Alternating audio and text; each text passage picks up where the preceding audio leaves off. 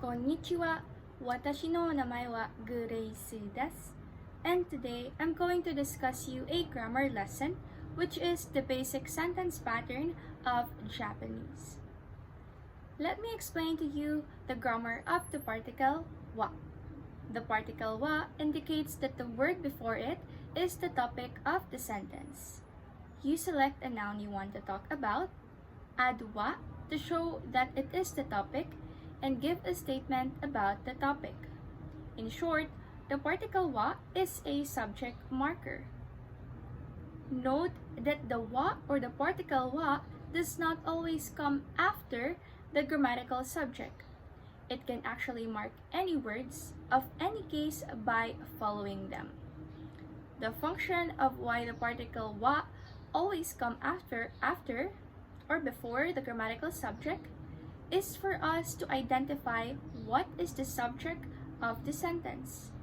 Whenever we hear the word wa, our attention always directed to the word before the particle wa or after the particle wa, which means that it is the topic that the speaker wants us to understand. You should also note the spelling of the particle wa, that it is spelled as ha in hiragana Japanese writing, but you should always pronounce it as wa. Here are some examples that shows how to use the particle wa. For example, I am Mike Miller. In Japanese, watashi wa Mike Mira desu. So here we can notice that the wa comes before the subject. The next word is desu. Nouns used with des works as predicates. Des indicates judgment or assertion. It also conveys that the speaker is being polite towards the listener. Des inflects when the sentence is negative or in the past tense. The word des is always attached to a noun. Although the word des has variations of meaning and grammatical portion, its function is to always be connected with noun, adjectival nouns, or other limited parts of speech. It's sometimes called as a Japanese copula and is known to be a linking verb that can connect subjects and predicates. These are just some of the examples of how to use the word des. Watashi wa roju desu.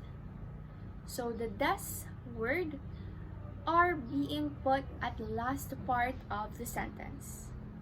Watashi wa Filipinjin desu. So this works as a predicate for this sentence. So notice that it always comes after a noun and is usually placed at the end of each sentence.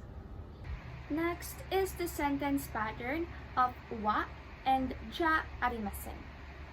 Ja arimasen is the negative form of des. It is the form used in daily conversation. For a formal speech or writing, the wa arimasen is used instead. Ja arimasen literally translates to is not or it's not in English. It's used to negate or deny something. It is useful for denying something about yourself, saying you can't do something, or saying someone else doesn't have a particular trait. Ja arimasen is often used for a more casual conversation in Japanese. Here are some examples of sentences that uses ja arimasen. I am not Maria. In Japanese, watashi wa ja arimasen. Next is Maria is not Japanese. In Japanese, Maria wa Nihonjin ja arimasen. Next will be the use of particle ka in a sentence. The particle ka is used to express the speaker's doubt, question, uncertainty, and etc. A question is formed by simply adding ka to the end of the sentence. A question ends with a rising intonation. It should be ka or desu ka?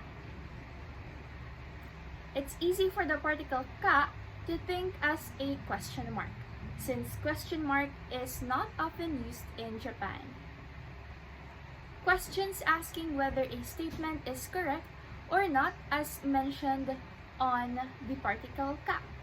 A sentence becomes a question when ka is added to the end. The word order does not change. The question thus asks whether a statement is correct or not, depending on whether you agree with the statement or not. Your answer to such a question begins with yes or hai, or no or iye. Here are the examples showing how to use the particle ka in a sentence. Is Mr. De La Cruz a teacher? In Japanese, Derakuru-san wa sensei desu ka? And it could be answered by hai, Derakuru wa sensei desu, if the answer is yes. Or iye, Derakuru wa sensei ja arimasen, if the answer is no. And that is the end of our lesson. I hope you all learned something from the sentence pattern of Japanese. Arigatou